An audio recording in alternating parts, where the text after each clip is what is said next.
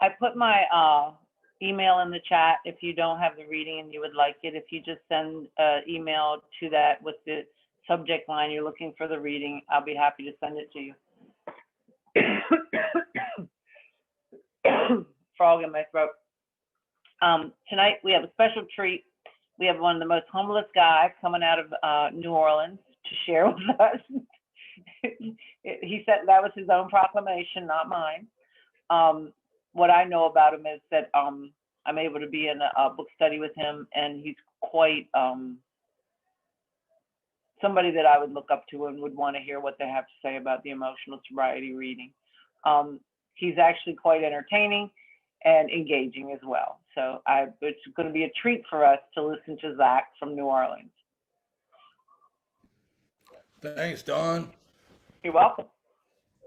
That's really kind. It's just not enough. I just need everybody here to say that, and then I'll look for the person who has their camera off, and I'll think they're judging me silently sitting there and looking at the screen. It's just it's never enough. And I wrote down some things. I jotted some notes, and I'm familiar with this letter, but I haven't read it in a while, so it was nice to hear. One of the things I wrote down, it talks about if the man of 6 months has somebody that's he's working with, and that man says, "The devil with you." Nobody ever said "the devil with you" to me, but I like that. I like that kind of old language, and I've been thinking a lot lately about, for somebody who's brand new and walks in here, and sometimes we'll say things to them like, you gotta turn it over, right? Or you just gotta let it go. And I remember hearing that when I'd first come into Alcoholics Anonymous and thinking, well, God damn it, you got to try harder to just let it go and just turn it over. I mean, you're reading all these books, you've read all these things. Why can't you do it? It seems like you can just do it. And what I didn't realize is that came through a big foundation of work. It didn't just come. I had to do a lot of work before I had a foundation where I was able to actually turn it over, where I was able to actually walk along. And it does not mean that I'm healed. I was at the doctor yesterday, and they were taking my blood pressure. And before they took it, I thought to myself, I really hope my blood pressure is good and that I'm healthy. And as the numbers were calculating and turning over, it popped up and it was 112/62. And I thought, oh God, I must be hypoglycemic or something. That's too low. I'm gonna die. The woman looked at me and said, actually, son, that's a very good blood pressure. And I immediately thought, it's all that swimming you do. You probably have much better blood pressure than any of your friends. You probably have the best blood pressure of about anybody you know. And that's just kind of the way my mind works. So I want to give you an example of some things from the last few days just to let you know that I am not my thinking mind and that it's a movie, right? It's a movie that I get to watch, and it's a joyous movie. And if I can sit there and laugh and I can shine light sometimes on this darkness and this shame. I have this beautiful woman that I've been seeing in Toronto, and she told me the other day, she said, "You look like somebody." And she was talking about a young Jeff Bridges. And Jeff Bridges was in this movie called The Woman of, what's it called? I wrote it down. The Mirror Has Two Faces. And it's him and Barbara Streisand. And in the movie, like, Jeff Bridges wants to get a woman that's not attractive, right? And he just wants to fall in pure love. He doesn't want to be lustfully attracted to this person. So I'm watching this movie with her last night. We're watching it on Zoom. And I watch it. It's a beautiful movie. It's sad. It's heartwarming. It's deep. And then before I go to bed, we get off. And I start thinking, she's trying to say, like, I'm like Barbara Streisand. I'm the ugly one in the relationship, despite the fact that she told me the reason we watched it is because she thought I looked like the good-looking guy from the movie. And it's just, it's absolutely crazy. But I walk through this world and I navigate this world, and if I hold on to those things alone, I feel like I'm not enough, and I feel like there's something wrong with me. And it's not that I've never been able to share stuff like that with a woman before working the steps and becoming intimate with men. I didn't know how to be intimate with people. I grew up in Iowa, and in Iowa, we wrestle and we fight and you know, you don't talk about your feelings. You don't talk about any of that kind of stuff. You have to hide it and you have to pretend like everything's okay and you're strong. And I know it's like that a lot of places in the world. Um, so I'll jump around a lot. When I was a boy growing up in Iowa, at 5 years old, my uncle was having a birthday party, and his sister, so my aunt, they're really my cousins, but they're older, so we called them aunt and uncle, made him steak. And my uncle Mike was eating some of that steak, and he choked. And at that time, they didn't maybe have the capacity to do the kind of Heimlich stuff that they're able to do now, but he died at 26 years old. And this Uncle Mike, I remember he used to polish these rocks. He used to go and find rocks. And I remember finding some rocks with him. And he'd polish them and he'd make them all shiny. And this was just the coolest thing to a 5 year old. And he played guitar, and I thought he was just a really neat. And I remember freaking out. And my mom said she'd come down to my room, and I'd be lying in bed, and I'd say, "What's going to happen when Grandma dies?" And she'd say, "Well, honey, she's gonna go to heaven." And I'd say, "Well, what about when you die?" And she'd say, "Honey, you know, we'll go to heaven, and then we'll be able to see, the great grandparents you've never met, and all of this." And I remember saying, "What's going to happen when I die?" And being absolutely freaked out that my little 5 year old self would no longer exist. And I was wild as a kid. We if there's anybody from New Orleans here, a basement is what they have under a house in the rest of the country. But we had a basement when I was growing up, and it had these doors out back of it that flipped open, and these concrete steps. And I rode my tricycle down those concrete steps just to see what would happen when I was 4 years old. And that's the kind of kid I was. I was running around a few weeks later, I'm running through the dining room and I smashed my head and cut the very same stitches open. And I'm the kid in school in kindergarten with the teacher asks, name a word that rhymes with heart because it's Valentine's Day. And of course, I got a word that rhymes with heart, and it's going to be better than all the other kids. And so I say fart, and all the children laugh, and I like that. I like that. I'm dependent upon what other people think of me. One of the things they talked about is prestige.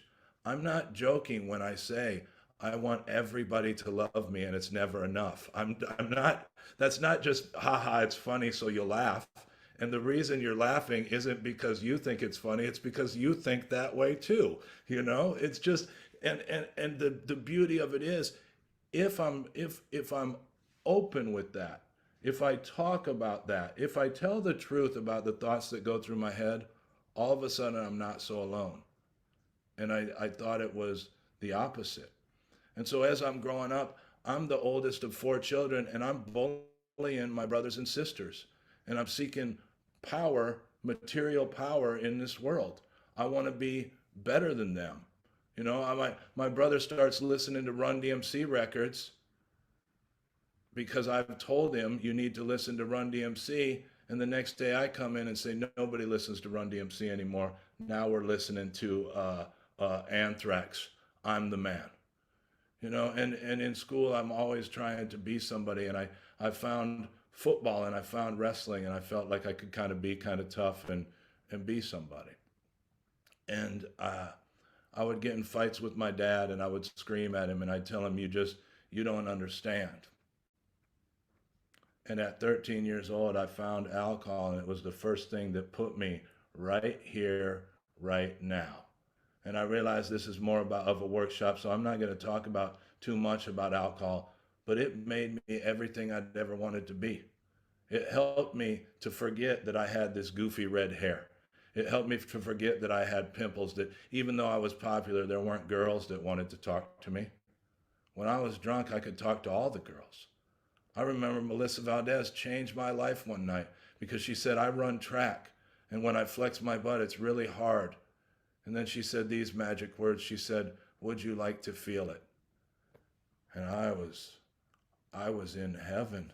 And I reached out and I touched her butt. And I mean, I'm 13, she's 13, and it's like a 6-pound bowling ball. And I'm in love. And I'm thinking, are her Mexican American parents going to accept my Irish American parents? And are we going to name our kids Mark John or Jose Luis? And what is our future? Are we going to have kids with long, dark hair? And I'm in love. And I go home and I tell my mom how in love I am. And I talk my mom into she's going to take us and we're going to go pick up Melissa and we're going to go to the movies. And so I go to Melissa's locker on Monday and I tell her, hey, my mom's going to take us to the movies. We're going to go together. I can get some popcorn. And, I'm super excited. And Melissa looked right at me and said, did I let you feel my butt too? I'm so embarrassed.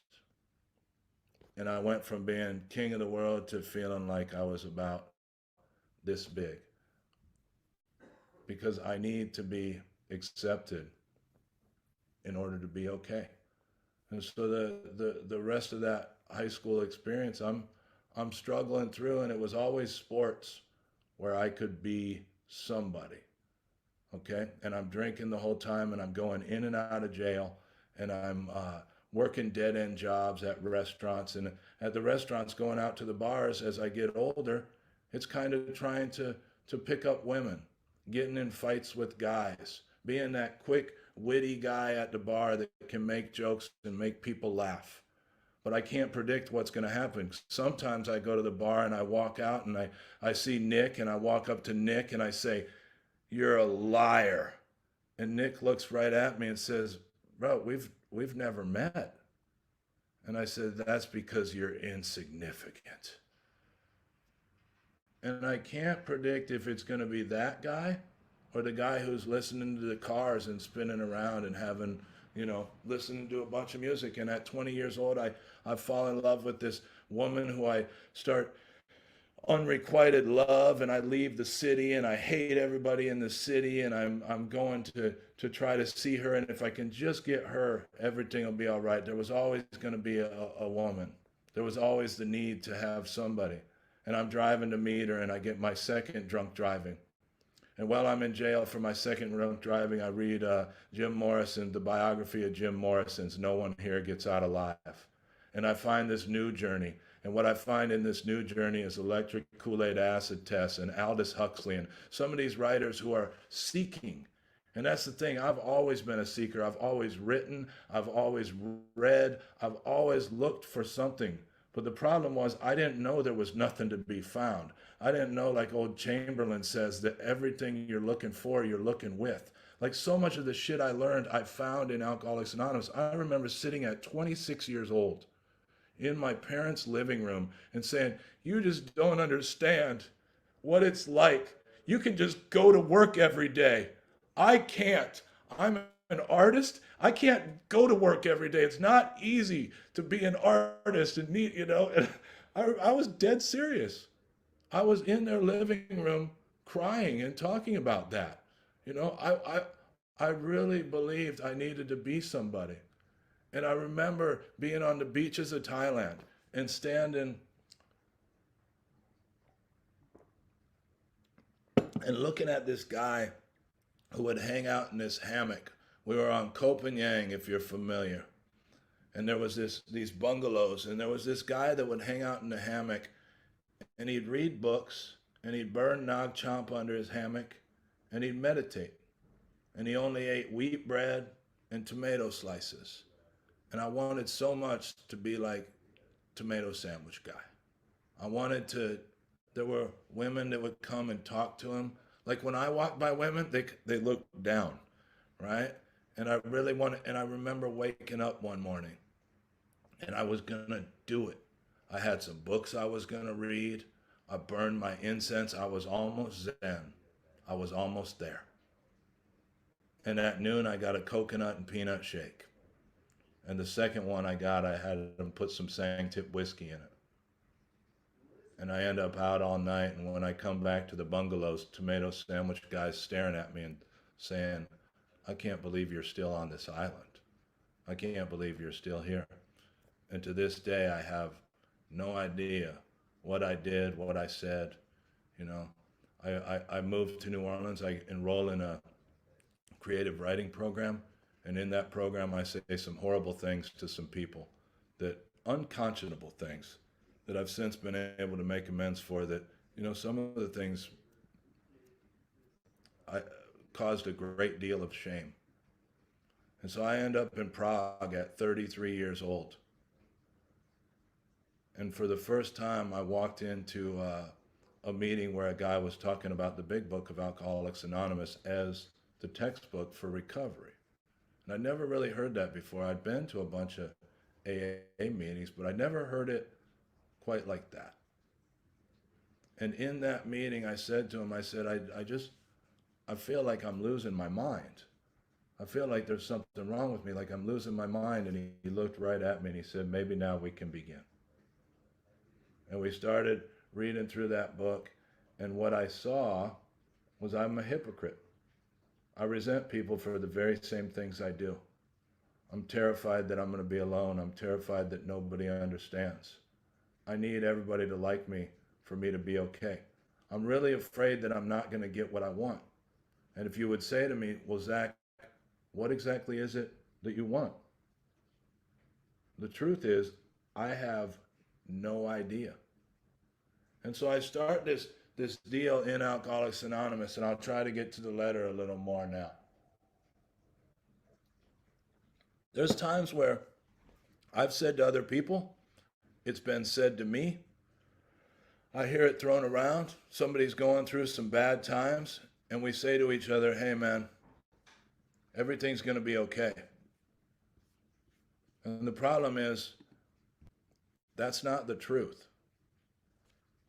But it's not the truth, not for the reason some of you think it's not the truth. It's not the truth because it's what I've done my entire life. My entire life, I've been leading up to a point where I thought once I get here from this point forward, everything will be okay. It's the notion of if I can wrest satisfaction out of this world, if I can only manage well. And it's what I've done all my entire life. And the truth is, the reality of it is, everything is okay. Always. And if we want to get deeper, you know, the realization that's come to me, it's just everything is. I'm the one that puts the labels on it. I'm the one that talks about it's good and bad. It should be this way or it shouldn't be that way. I'm 13 years ago throwing up in my shower with hot water hitting my back, chilled to the bone, thinking I'm dying, thinking I hate my life, thinking it's the worst moment in my life. I don't know how many times I've sat down with a guy who's 3 days sober and told him the grave details of that story, talked about the way I felt, talked about how it smelled like, talked about all of these different things. And the very day that seemed the worst day of my life is something that was able to avert misery and death, at least in the beginning, for another guy. And so what happened, this man, Matt, took me through the steps, and I got back to New Orleans, and I ran into some guys from California and some guys from Fellowship of the Spirit that were in Lafayette, and there was this great intermingling of these two forces kind of coming together. You know, these loose kind of folks from California, these rigid, more rigid from Fellowship of the Spirit, and we had this blend and this mix-up in New Orleans, and it was really exciting and fun. And it was exciting to be a part of and to watch Alcoholics Anonymous seemingly change before my eyes. And one of the things these guys from California said, look, if you really want to know if you're living in God's will, always say yes and always answer your phone. And I was sitting a few months after this with a guy named Andy, and Andy's phone rang as we were kind of reading through the big book. And I said, well, shit, you've ruined our time together now anyway. You might as well answer it. Just teasing him a little bit. But he picked up the phone and he said, I don't recognize the number. And I had talked to him. I said, God is everything. And he said, but I don't recognize the number. What if it's a bill collector? And I just quite simply said, maybe God wants you to pay your bills. Probably heard somebody else say that. I thought it was kind of cute. But he just looked at me, surprised, you know? And I was a year and a half sober, and there was a woman speaking in San Antonio. And that woman spoke my experience. And what that woman said was, once I quit trying to define God, I was able to find God. That's what happened for me. And so at 2 months sober, I'm running around sponsoring guys. I don't know what the hell I'm doing. I wasn't as bad. I have a friend here, Emily. She was reading through the forewords, and you know how it talks about the tenets of the Oxford group. One of her little sponsees said to her, she said, "What does that mean, the tenets of the Oxford group?" And she was a few months sober. She said, "Those were the original people that first lived in the early Oxford group, Oxford houses." I thought that was brilliant. Like I didn't even make up stuff that good, you know. But I'm starting to take these guys through the book, and I'm starting to feel this power. 2 months, 3 months sober, 4 months sober, and what I'm doing is, even at this time, I'm feeling this power. But let's say I'm going on a date, or let's say I have friends that I used to go out to the bars with. They get in my vehicle, and I have the big book. I hide it under the driver's side, because I still don't want to be. I don't want to be a signer. I don't want to be a part of. Like, I always have needed to be unique. I work so hard to make you think I don't care about what you think of me, that I used to wear my shirts inside out, my t-shirts, and I used to wear socks that didn't match. And people would say, "Hey man, your shirt's inside out." And I'm like, "Just the way it came out of the dryer." Or they'd say, your socks don't match. I'm like, "Yeah, socks are socks." And I found myself one day putting on these black gold toe socks. Both of them were right side out. Both of them matched. And I thought, you can't dare go out like this. They'll think you care way too much. You know, I think about like those punks over in England that have the big Liberty spikes. Like, "I don't care about nothing, man." Well, seemingly you cared about taking 2 hours to do your hair, you know, and this is kind of the guy I was. I heard this woman Carla say the other day that she walked into a meeting and she said, "I don't care about nothing. What do you think about that?" And the irony, right? That's who I was. I relate to that. I relate to that. I relate to, you know, my buddy who talks about he used to pass out with a cigarette, and it would kind of go like that, and people would say like, "Hey, you're on fire." And he'd look right at him and say, "You're on fire, mother," you know? And like that's how I drank, and that's what I was like, and that's who I brought in here. And so when I started sponsoring these guys, I'm driving this Ford Aerostar minivan. It's gold. I was at Bridge House one time reading with some guys. I was going in. I opened the driver's side door and I realized, oh man, I've forgotten my big book. And I reached to the passenger side to get my big book, and somebody smashed off the driver's side door. If you were sleeping, I'm sorry about that. Somebody smashed off the driver's side door, and so I had to get a new door put on. But they only had a green door, and they had a silver stripe on the green door, and I didn't want to look like too much of a loser, so I spray painted the word Vanberghini on the side of the green door. And I would have to take 5 gallons of water and just fill up the radiator to get anywhere. And I'd drive out to this hellhole called Gateway. You know the most sordid spot on earth? We found it. It's in Harvey, Louisiana. It's called Gateway.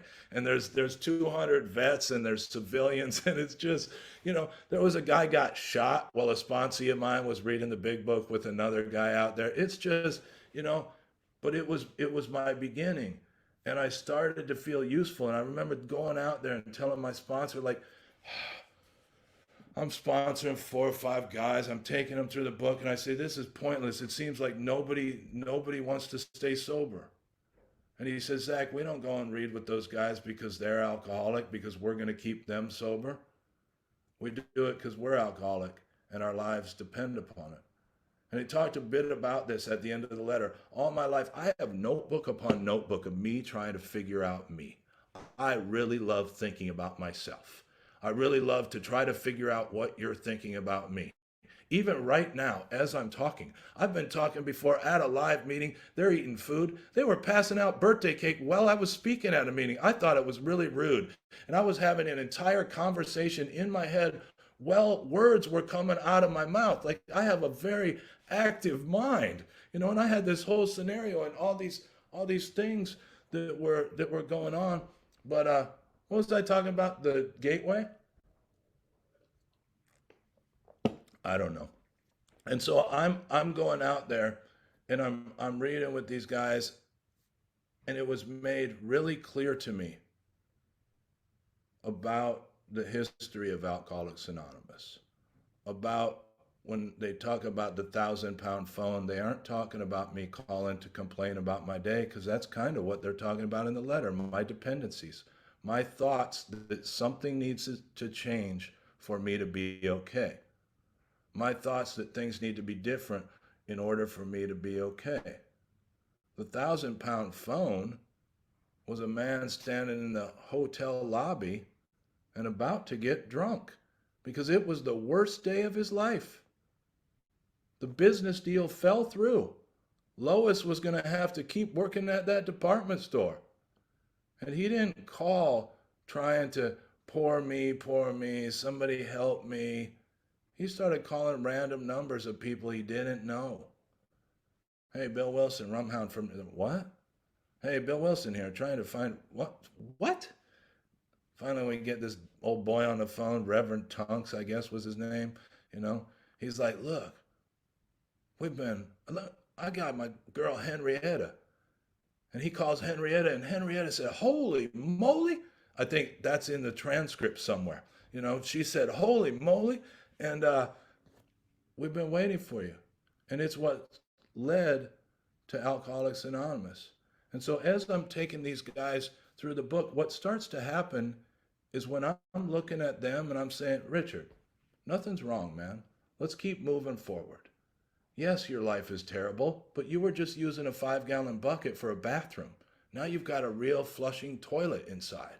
I mean, it's a little better. Let's keep reading through the book and watching these guys welcome some guys back in their life and seeing their lives change. And here's what started to happen. Because I felt like I was a part of a renaissance or a part of a revolution, I started using the very same thing that connected me to God to separate me from God. I started looking around, and these guys were doing it, but not really like how I was doing it. And these gals were doing it, but not really how I was doing it. And I'd take my Lamborghini, and I'd load up those guys from Gateway, and I'd pull in front of this meeting we started called Big Easy. And I'd drop off all those guys in front of the meeting so people could see how altruistic I was and go, fare forth while I park 3 blocks away and take the lonely walk all by myself because of how altruistic I am. And to go back to my crazy thoughts, I was sponsoring I still sponsor him, a guy named Ron, and he got cancer. And Ron chose me to go to the Mayo Clinic with him. He flew into MD Anderson in Texas, in Houston. And his insurance paid to have a companion. And I was that companion. And we're sitting there, and he's got a 7 a.m. appointment. And I'm thinking, man, I wish they'd call him in. And he's got an 8 a.m. appointment, and they call him in. Bear in mind, I'm reading a book at the time by Matthew Ricard called Altruism. It's 700 pages. I'm on page 600. So I'm pretty far into it. I kid you not, at the 11 o'clock appointment, I'm sitting there, and he's talking, and he's talking, and he's talking because he's afraid. He's got cancer. And I have this thought. I wish they would just call him in there so I could read my damn altruism book. And so I called my sponsor, and I said, bro, I got something good for you. You're going to love this one. And I told him. And after he stopped laughing, he said, but you were there. But you were there. And that's kind of what happens to us here is I get to be there and it doesn't matter why the action is taken. So I'm pulling up to Big Easy in the Lamborghini and showing everybody, look at me, look at me, look at how great I am. But I'm starting to change and I'm starting to fall in love with some of those guys. And that Vietnam vet, Richard, who told me when I mentioned God for the first time, I saw a vein pop out here and a vein pop out here. And he said, I want you to sit in a helicopter and fire at people and tell me there's a God. I watched him stand and tell his story at a year sober and talk about how God had done for him what he couldn't do for himself. And I got to be a part of that. And around 7 years sober, I just realized how much of a bully I'd become in AA. And there's people I admire. There's people that there's a couple guys I know in AA. I just want to hug them when I see them.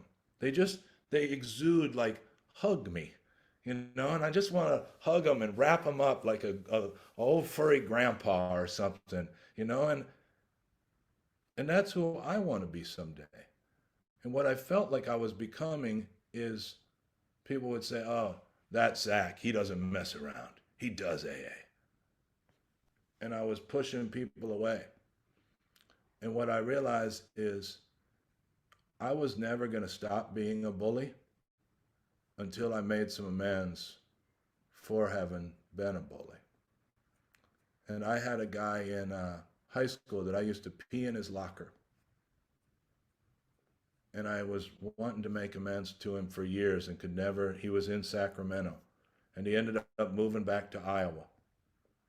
And I was able to make my way to Iowa and pull up to his house. And he was in bad shape. He was my age, but he was going through dialysis. His kidneys were bad. And I said, hey, I was wrong for the way I treated you, the things I did to you. And he looked at me and he said, you weren't the only one. And then he said, it got worse when I went to the Marines. And then he said, I'm watching my son have to go through the same thing. And I sat with him and I listened to him talk. And he told me about his son and he told me about his new wife. And before I left, where he lives, they can shoot off fireworks. And where I live, you can't shoot off any fireworks where my mom lives in Iowa. And so I said, maybe I could bring my nieces and nephews and we could blow some shit up in your yard around the 4th of July. And he said, I really like that. And as I'm leaving, I go and I'm driving down this little country road and I'm wearing a nice shirt like this because I'm going to see my mom.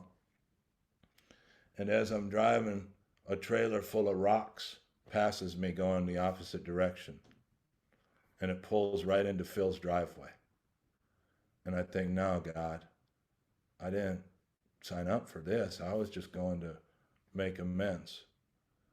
And I go back there, and he's standing in the driveway, and he says to his wife, honey, where are the iron rakes? And she looked right at him. She said, we don't have any iron rakes. You loan those to old Butch or whoever. And so now Phil and I are riding in his old Lamborghini, and cigarette butts dripping out of the ashtray, CDs and fast food wrappers everywhere. And we're riding like Thelma and Louise, and we're on a mission to Walmart to get these rakes. And we're kind of like old friends, and it clears this stuff away. And as we turn and we come back, we get to his driveway, and he wants some iced tea? He wants some ice water? He's in rough shape. So for the next hour and a half, I'm raking those rocks and I'm getting the things done. And what happens is it feels like it's washed away. It feels like something is cleared up in the universe. And I think from year 7 to year 13, don't get me wrong, I'm going to sit down with a man and I'm going to take him through the big book. I'm going to take him through the steps. But I don't know always how that's supposed to look. I don't know that you're not supposed to drink. I don't know that you're not supposed to, I don't know. I don't know. And if we look at any kind of spiritual literature, that's what it's talking about, this I don't know mind. This ability to be with what is, to see. It's what's hit me so much lately is that line that talks about, and we have ceased fighting anything or anyone. I have to ask myself every day, is that true? And then like I said earlier, then I go to, well, I've ceased fighting things better than old Chris, or I've ceased fighting things better than old, I go, right? And I like, that's how crazy the mind is. I was meditating long before I got sober. I would go on the beaches of Thailand, do push ups, run up and down the beach, smoke a couple joints, and meditate for 15 minutes. But when I came to AA, I couldn't do it. It's a lot easier to meditate on weed than it is like, just whatever. I'm not recommending it. I don't smoke any weed. If you're new, you can't. I just want a disclaimer. It's very difficult being sober while you're high. I tried it 20 years ago. Anyway, back to the beginning of sobriety. I'd sit down to meditate and I'd want to meditate for 10 or 15 minutes and I couldn't. And so what would happen is for about 3 or 4 days, I wouldn't meditate at all. And I'd start going crazy. And there was a guy from New Orleans here named Terry. And Terry was talking in a meeting and he said, somebody told him there's never a time where you can't be 3 minutes late, 3 minutes later than what you might have already been. Because I'd start meditating and I'd think, oh God, I'm gonna be late. I don't know what's gonna happen. I got to get up. I got to do the dishes. And I built this foundation where I meditated for 3 minutes every day, no matter what. Where I said the third step prayer every morning, no matter what. And that foundation grew and grew to the point where there's 20 minutes of silence every morning. And I just had a guy I'm 13 years sober, who's 17 years sober, came to me and asked me for help, said he's never meditated. You've heard a little bit about my mind. Imagine what it might be like if I really believed all of those thoughts. It'd be tough. It'd be tough. And so a lot of times a guy will come up and say, I'm not very good at meditation. I sit and my mind just races. Yeah, that's what it does. And it's real painful in the beginning. And everything seems more important than just sitting. I do not want to sit with myself. I need to concentrate on some future. I need to figure out the past. And it's how society is structured. I want to separate everything. I want to name everything. I want to label everything. And this spills over into every area of my life where I start to think I need to know. That's an oak tree. It's an oak tree with leaves falling. And I miss so many experiences. And it's so subtle. Why is she using a grocery cart for 2 items? Why are they getting plastic bags? They're killing the earth. Here's my latest. I go to the gym. I didn't know. Well, I knew. This is what else I do. I pretend I don't know things I really know to look like I'm cooler than I really am. I play stupid. And so I'm in the gym and there's these young guys and they're spraying cologne and I want so much to say to them, are those bad smelling things like Glade plugins? You smell that, man? And I know, and it's this false grasp for power, for being better than somebody else. I used to do demolition work after Hurricane Katrina. And I'd never really I'd never done stuff like that. And so after we did that, we ended up putting some walls back up. And this man helped me put up drywall. And when you put up drywall, you take a screw gun and you set the screw just about a 1/16 of an inch below the drywall so you can put tape and mud over that. And I'm screwing it up and I'm screwing it up and I'm screwing. And finally I get it. And 2 days later, another guy comes on the job and we're going to put those screws in and he messes it all up. And I said, hell's wrong with you? You never hung drywall before? And this is just who and what I can become. Um, Maybe I'll tell one more story or two or or oh, here's a story I want to tell. Oh, I got a bunch of stories. How much time I got, Dawn?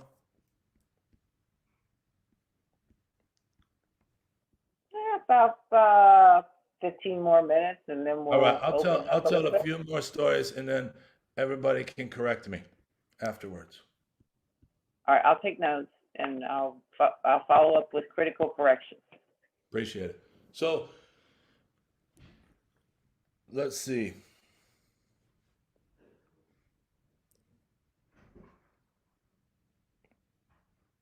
I'm going to tell about, I don't think I ever told people this story at a group level. I was going to get a driver's license about 3 months ago. I had one, I had to get it renewed.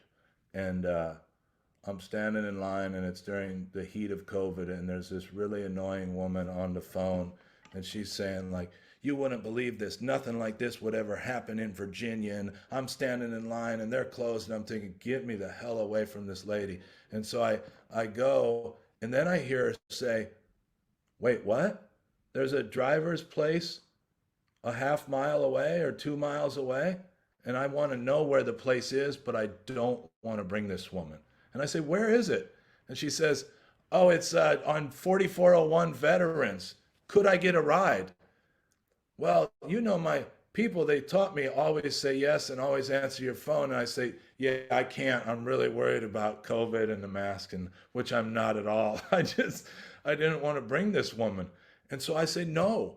And I'm walking back to my truck and I get a message from God. And I also thought maybe somebody I knew might see me in the parking lot and know that I'm full of it. And so I walk back and I say to this lady, I say, hey, I'd be happy to take you. And as we're driving, she starts telling me that this is the first time she's got a license in 6 years, that her husband had died in an accident, that she was in the car with her husband. And then she told me she lives on 901 Poland. I live 4 blocks away on Lesseps. And I start looking at her and I say, have we met before? And she said, yeah. I said, you came by the garden I have, didn't you? And she said, yeah.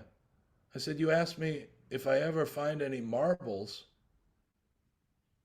could you have them? And she said, yeah. And in my driver's side door, I have this little thing. And I said, I've been waiting to give you this. And I was able to give this woman a marble. And what she does is she does little archaeology things. And she digs under houses and finds old bottles. And she said it was the only thing after the car accident that kind of helped her to feel connected. And I said, I've been waiting to give you this marble. And then she came and I let her dig a big hole under my house. And she gave me some bottles and stuff she found, but this is what happens when I'm in the flow, when I'm going with what God has planned in the moment. But most of the time, I want to control. If it's uncomfortable, I want to run away. What I did all my life, I ran away from anything that was uncomfortable.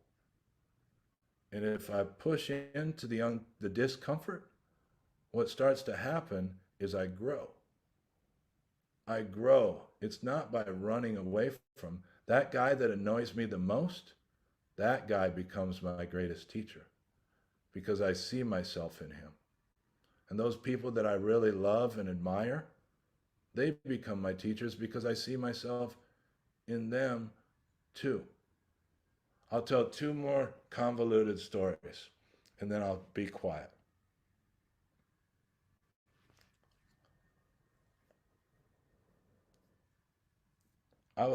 Because I know there's a lot of Fellowship of the Spirit people here, I'll just tell this story and then I'll shut up. People are done listening. So I'm at Fellowship of the Spirit in Colorado, and I'm there with a guy named Q, who's never left New Orleans. And I'm there with two other guys, it's me and three gay guys. And I'm not gay. I learned so much on that trip. We rode 20 hours together. It was absolutely beautiful. And I wasn't going to go. I just ended up in the car with these guys. And after the conference, we're lifted up, we're lit up, we're excited. And we drive up to that tundra up there. And as we're driving up to the tundra, we're driving around, and all of a sudden we see this arch up there, this big rock that's overlooking like this. And I look, and Q's like, I've never seen anything like this. I'm gonna cry. I'm gonna cry. I say, okay, I'm a big tough football. I'm like, you can cry. And he starts crying. Then I start crying. Then Jacob starts crying. We're just a car full of crying men. And as we're driving down, I kid you not, we pass these elk, and there's hundreds of them. I mean, I've been all over the world. I've been to New Zealand. I've seen a lot. Everybody, anyway, I've seen a lot of things in my lifetime. This is up there in the top 5. The fog's rolling over. There's elk everywhere, and it's just we pull over to the side of the road and we're stopped, and I see all of these different elk, and some of them have these big, huge horns that are just massive. And then there's other elk, and their horns are just beginning. They're just these tiny little nubs. And I started thinking, those little baby elk, they're sitting around and they're thinking, what the hell are these things? These are uncomfortable. This is weird, man. What's going on? And it's kind of like me when I came into AA with my guilt and my shame and all of my garbage. And I'm like, what are these weird little nubs? And I look, and they got these guys with a lot of experience and these big old horns. And what they're saying is, don't worry, man. Those little nubs, all that stuff that you are confused about, that you don't understand, that you're afraid of, if you're able to share that, if you're able to tell the truth, that will become your greatest strength. So that's all I have. Thanks.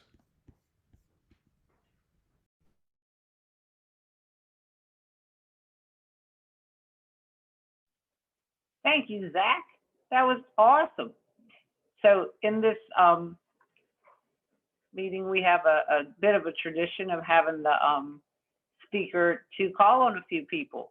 So I'm gonna put you on the spot to pick on some people.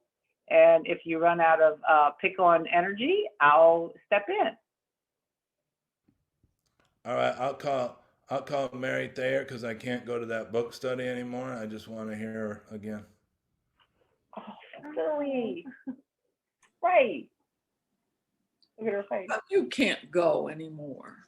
I got a new commitment. I'm sorry. Don't hurt me. Well, I want to thank you so much. I'm glad you could come and share your story. I didn't know your whole story. I was getting piecemeals of it from people. So it was nice to hear it from you. Yeah, I didn't know that I didn't know. And then I didn't know that what I wanted was really not what I wanted. It's been other things that have happened, and that comes after a lot of hard work, as you said. I think it's the waking up to the reality that there is something that's going on here that's different than most. And for some reason, there's been some grace that's allowed me to get connected with that presence. And it came through people like yourself, with 12-step work, with attending meetings. There was a person up in Maine that used to always say, I just continue to do the drill. I wake up and I do the drill. No matter what's going on, I just do the drill.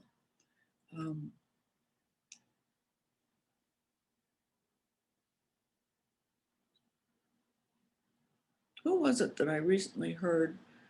I think it was Carla last week that said, I think when the emotional sobriety comes as you do this program, as you start to become more aware of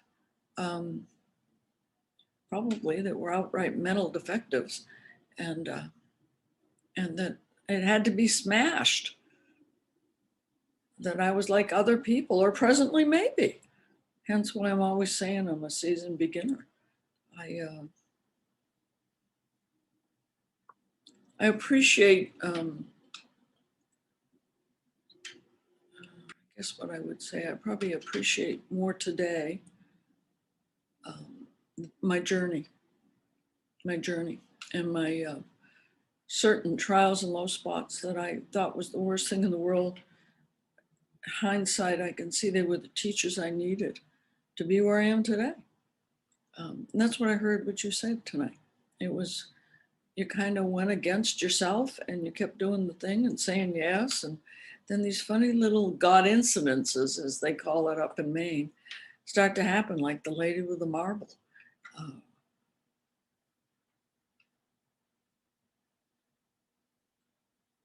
I had such a expectation on whoever I met to be something that I wanted them to be.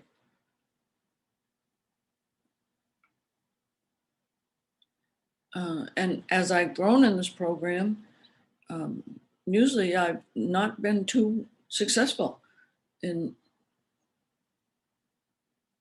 knowing who's who or what.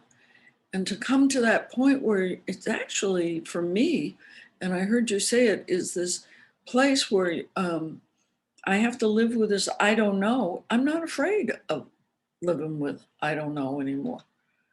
In fact, most of the time, I'm not too afraid of my fears. I stole that because I thought it was brilliant. Because there was a part of me that finally said, I'm not afraid of my fears. I don't like necessarily facing them or whatever, but I was kind of like you. I drove my tricycle down through my fears to find out, well, what's going to happen type thing. And I still do that a lot. When I first came in, they used to say, God is spelled R-I-S-K. And I found that that's true. It's when I'm coming from a place of, I don't know, but I'm just going to take a risk and see what happens. Boy, there's another realm here that I'm kind of like a toddler in, but it's limitless where I think we can go with this. And I've learned a lot about responding versus reacting, not having to necessarily cause a big hoopla anymore. So it was great to hear you tonight. I look forward to it. I'm sorry you're not going to be with us on Tuesdays. I always got to laugh. I loved one of the biggest lines that you said. You didn't say it tonight, but I'll repeat it for you. Okay? So to show you how much I care about you. You ready? You said, I don't think we can figure this out with our intellect. I think it's experiential. So thanks for that. Thank you. Thank you, Mary. Tom, you?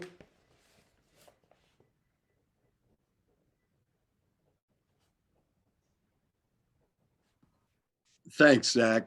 It was absolutely wonderful. And, you're one of my favorite people in AA. You're one of my favorite people anyway, AA or not. Of course, I don't know that many people who aren't in AA anymore, but, just saying. We have a lot in common, I think. And, I was just thinking, you brought up a lot of stuff that made me think about things from years ago.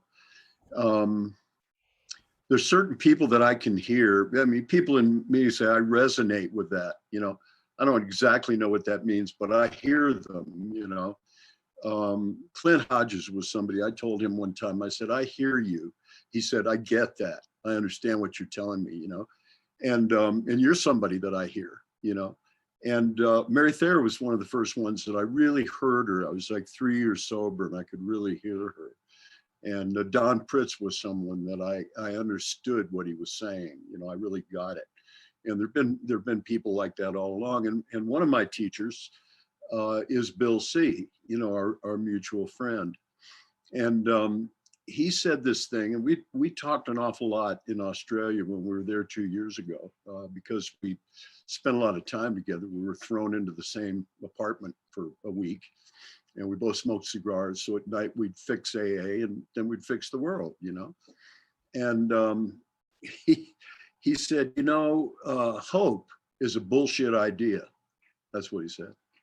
And I go, okay. And he said, because hope is what you're telling someone is it's not okay now, but at some point in the future, it's going to be okay.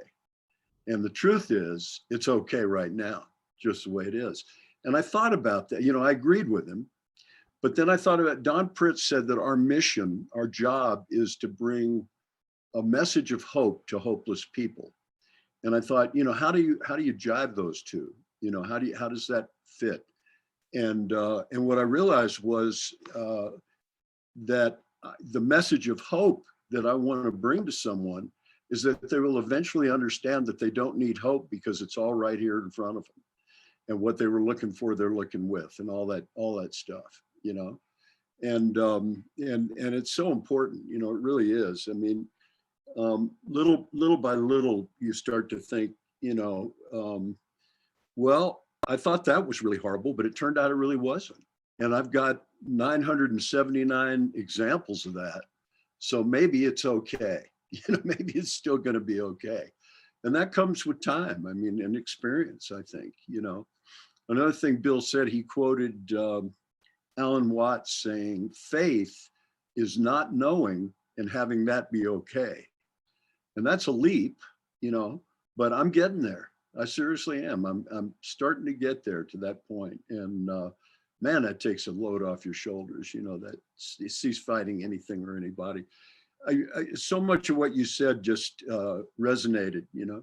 And when I was 2 years sober, we have the penitentiary here in Santa Fe, the state penitentiary, and I went out there. I went to the Max, you know, Max Penitentiary, and this was in '88. And in 1980, we had the worst prison riot of the entire United States. It ever happened. They wrote a book about it called The Devil's Butcher Shop. You can imagine what happened.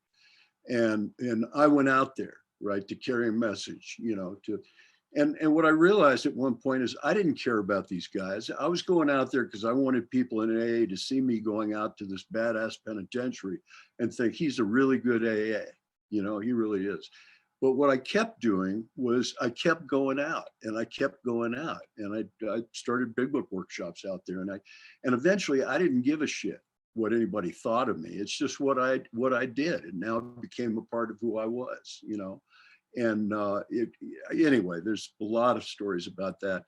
And the other one that I was just thinking about this today or yesterday. I was about 4 years sober, and I'm 35 years sober now. So I was about 4 years sober. Mary Thayer was my sponsor. And I got a call from my mother that my uncle had cancer and it was terminal and he was going to die. This is my Uncle Bob. I never liked him. Really, nobody in the family liked him. He was my dad's brother. And my immediate first thought was, that son of a bitch is going to die before I get a chance to make amends to him. And I'm serious. And I thought, oh my God, like, what's wrong with you? Like, instead of having some compassion for this poor bloke that's, you know, going to die any minute, you're thinking about yourself and how you're not going to get free making amends to this cat, you know, for being a shitty nephew, you know. And I just felt dirty. I couldn't believe the level of selfishness that a mind could create that. And I called Mary Thayer right away. I 10-stepped with her. She was in Maine at the time. And she listened to what I said, and I went through the whole thing. And I said, I just can't believe that I'm that kind of person that would think like that. And this is what she said: at least you're aware of it. And 4 years earlier, I would have thought the same thing, but I wouldn't have been aware of it. In fact, I wouldn't even have wanted to make amends to him, you know. But I would have been, there would have been no awareness whatsoever. So it's certainly progress, not perfection, you know. And you and I need to talk on the phone before the 9th, and I'll give you a holler. I'll call you next week. Thanks so much, Zach. You did a great job. Thank you. How about my favorite pie maker in all of Colorado, John H.? Thank you very much, Zach. I remember you now that you said Q, and I've been seeing you on Tuesdays, and I'm like, I've met that guy somewhere, and that's where, man, you and I could be brothers. You said, you brought up that Anthrax song, and I remember when I found that song because it like gave me permission to run around and kick shit, and then I fell into the Jim Morrison Lizard King thing for a little while, and I don't know, man, you just really hit my soul today. Thank you. It was kind of a annoying day. I would say I'm very annoyed right now, and I'm definitely not done cease fighting somebody poked a wound in me today, and it's just, I've let it take over the entire day. And I've talked about it to a couple people, but whatever. But I'm good for listening tonight, but thank you for calling on me. And if you can't come to Tuesdays, we'd love to have you here. We're here every Thursday. So keep coming, please. Thanks. Thanks, John. How about Ryan or Nikki? Thumb war. Hey everybody, and wow, this is our first time coming on this meeting, and that was great, Zach. I appreciate the share, the lead. Oh man, you said so many things that resonated with me, and the first one was the not having our camera on thing. I was eating a salad, didn't want to be chomping away in front of you guys. Anyway, my wife invited me to come to the meeting. I'm actually alcoholic. This is my lovely Al-Anon over here. And anyway, we've been doing this for about 9 years. And so, God, you touched on so many things. I'm helping somebody, a friend of mine who started a recovery meeting out here that's, it's like a principles and application meeting. So it reminds me of this a little bit. It's about, if anybody hasn't heard of it, it's something, it's about the, how we're dealing with the disease in the day we're in, how the disease is affecting us and how we're treating it. And so that's what caught my interest to come to this meeting. And so what you were talking about the mind was like what I need to hear today. I apply this stuff to the best of my ability, but I was expecting that I was healing, and that my mind was going to get better, and that I wouldn't continue to feel so irritated and unsatisfied. You talked about things, how you just always wanted more, whatever you got, you wanted more. Never really being satisfied with life, and just always chasing something from the outside. And then a couple of people tonight said something about being able to see, or what was it? Something about being able, you have it and you're seeing with it. It was the first time I've ever heard something of that. And I love that, because I never realized that that the everything I ever wanted, I possessed. It was already with me, and applying this stuff and continuing to improve on my conscious contact, and just continuing to want to learn, to be willing to learn, and to realize that I only know a little, and the more that I realize that I don't know very much, and continue, like you said, to just keep doing the things that you don't want to do. I heard a lot of that in your share, and I, sponsoring guys and answering phones. And I got a guy right now that I was sponsoring that's in jail for a DUI that took a couple years before it led him there. And he has a business, same type of business that I have. So I'm trying to help him out and take on some of his work. And, and I'm not trying to pat myself on the back. I'm just saying, like, I wasn't really wanting to take on extra work, but these are things that I do that I don't want to do. And yeah, man, this is just, it's given me a life that I can't remember her name, but the first share talked about it. It's just, it's stuff that I didn't even know that I wanted, but as I continue to do this stuff, I continue to have more and more miracles happen in my life today. And so anyway, I don't want to take up too much time because I'm new here and there's probably somebody else that can, share something a little bit better. But anyway, thanks a lot, Zach. Thanks for welcoming us here. And we appreciate all you guys. Thanks. Thank you. How about Bill Donaldson, all the way from the frozen tundra of Minnesota? Hey, Zach. It's nice to see a great message. It's reminding me of when we had dinner out there on the mountain. It was fun. And it's nice seeing a whole lot of people that I know and I'm growing to love. One of the things that came to mind as you were speaking was, this brokenness that we have and this feeling of being broken, and FUBAR, we used to call it. And then there's this stage of competitive victimization and a lot of storytelling when we get into AA, oh yeah, you think you were bad? Well, let me tell you about this, right? And so there's this competitive victimization. And then I don't know about anybody else, but I've seen it and I've experienced it where there's this competitive sobriety then, right? Well, you think you're going to enough meetings, or you think, you're going to the Supermax prison? Ha, look at me, right? And so there's this competitive sobriety. And then I think those of us that somewhat grow out of that, pieces of it still exist. Then there's a competitive spirituality. And more of the people that I'm hanging with now, I've been sober for quite a while. And more of the people that I chose to be aligned with now, we're 11-step kind of people, That's my peeps these days. And of course, the 12-step stuff always follows it. But the readings that I do now, they're different than the readings that I used to do. And a lot of the things, have changed. And then at some point when this competitive spirituality is starting to wane, then this Chuck C line really starts to settle in. And I really start to see that I've had all I needed all along. I got in my way. And the seeking, it suited me and still suits me.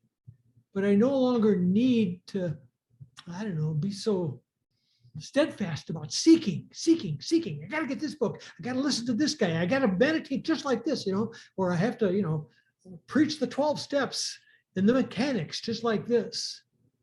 Now it's just like, I don't know. I've just tempered into, I don't know. And like Mary was saying, it's comfortable. It's really comfortable to go, well, yeah, I see some fear here, but you know what? I don't know. I'll ride this out because I have plenty of help and I have plenty of experience. And I just don't take life so seriously anymore as the result of working this work, of understanding that it isn't as much work as I used to like to make it. And I think maybe getting a little older in age and a little older in sobriety, a guy that I sponsor now, he's just going crazy with the step 2 stuff, right? And he's been sober quite a while and he's revisiting that stuff. And so he texts me and he goes, how are you? And the only thought that came to my mind was one word, smooth. I love being smooth. Thank you for your share.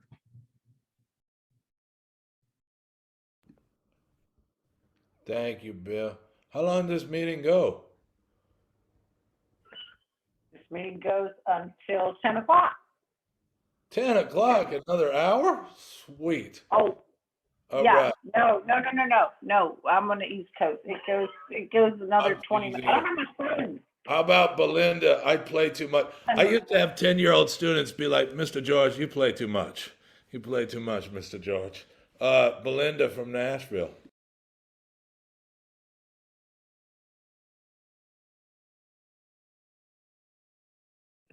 I'm asleep here. I really enjoyed it. God, it took me all over the place. I mean, I think at the beginning it was like when I first came to meetings and I heard guys talk and like speak from the heart and tell stories. And I'm like, oh my God, I'd never heard guys talk before. I didn't even think they thought. I mean, I really didn't think they thought about anything except one or two things. And it definitely wasn't spirituality, and it wasn't helping other people and all that stuff, which is pretty sad. And then when you were talking about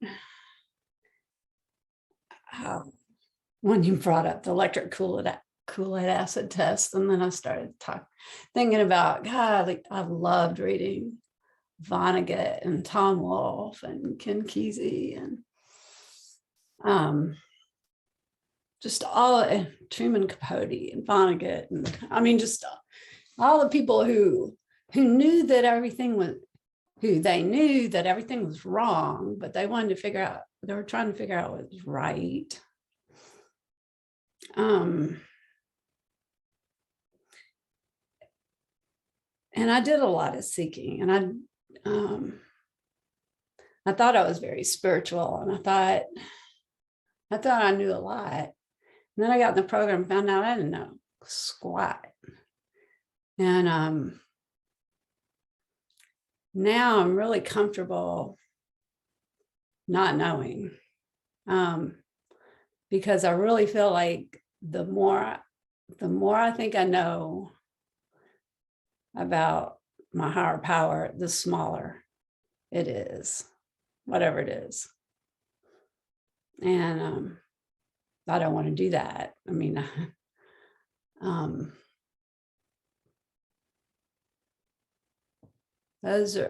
think those were the main things. Another thing about the same thing that sometimes the same things that bring me closer to God separate me from God, or whatever you want to call your higher power. It's a 3-letter word, not 4. So I'm comfortable sometimes saying that.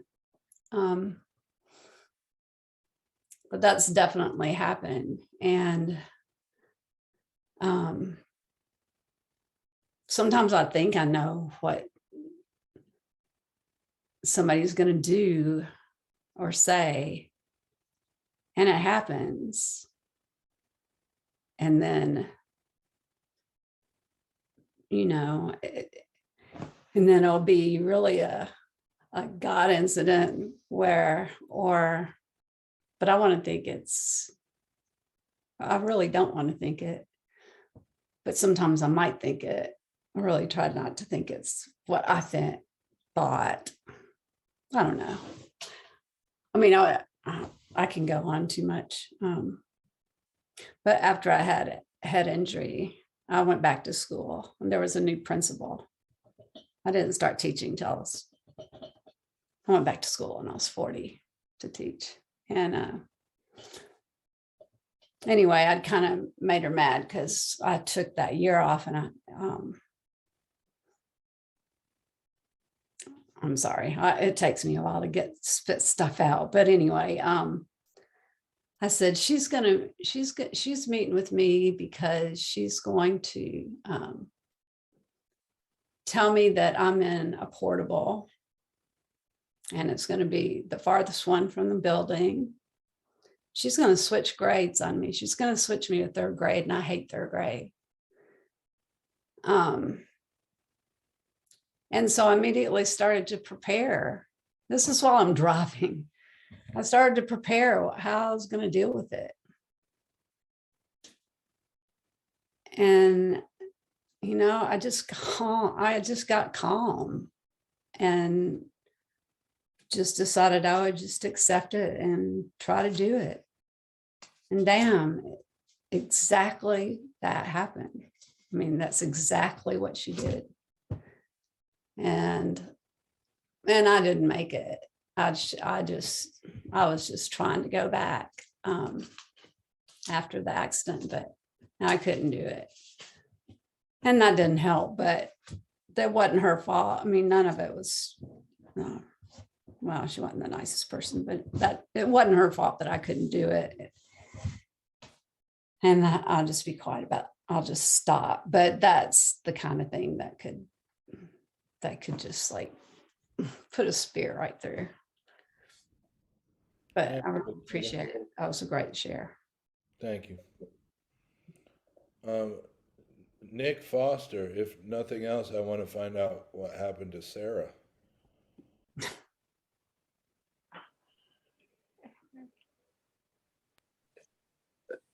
She's in the house and also on this meeting. Yeah, thank you. My name's Nick. I'm an alcoholic.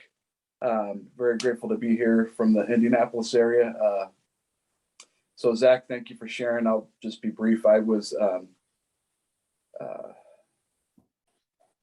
guess I was thinking about every time, which I'm currently doing, kind of approaching some of those surrenders again, and especially the third step and going through inventory again and doing all that.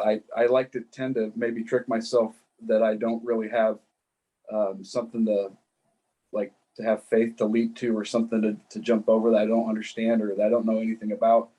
And that it's about the process. But, you know, you had me kind of reflecting that every time I do this and go through this process, there is an element or a point where it is a jumping off place again.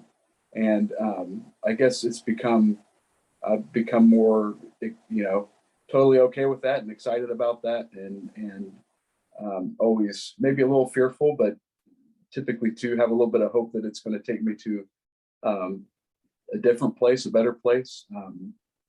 And you know, you also had me thinking about I think you were talking about watching a movie, and it had me thinking about some of those lessons of I don't have to just jump in and get attached to everything, and that I can watch, like the 10-step talks about, and watch things like a movie, and even laugh, like you said, laugh at myself. And so I appreciate your honesty, because I'll tell you what, it takes one to know one.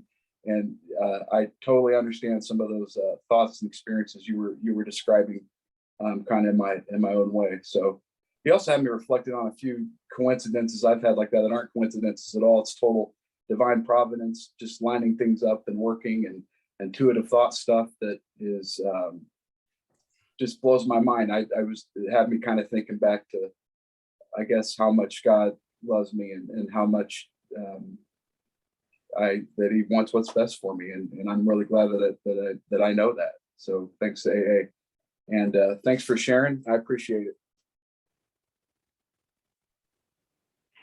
Well, Zach, seems like you've inspired some people to think a little deeper thoughts this week. I, like Mary, am going to miss you in the Tuesday night meeting. So we'll see you here occasionally, hopefully. Thank you very much for sharing with us. The thing that I pulled out of all the stuff that you said, which was wonderful, but the one thing that I actually jotted down is, if I push into the discomfort, I will grow. And that was a really nice thing for me to take with me. Thank you. In this meeting, we go to a quiet place inside, and we say a prayer of our choice, one that fosters a sentiment of spiritual hope for us. And I'll pause for that.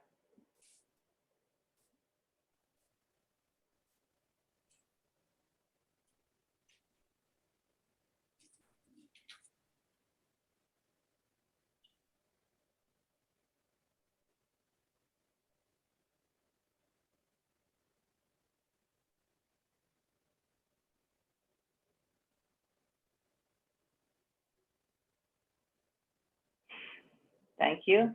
Amen. Thank you, everybody. Thanks, Zach. Thank you so much. Thank you. Thank you. That was Thanks, awesome. Zach. Thanks, Zach. Thank you. Thank you. Thank you for your service. Yeah. Thanks, Zach. Appreciate it. Thank you. Hey, thank you. Zach, that was great. That was great. Thanks, Thank you. Thanks, Zach. Good to see you. What? And Don, thank you. I didn't know you were here. God bless you. Bye, everyone. Huh?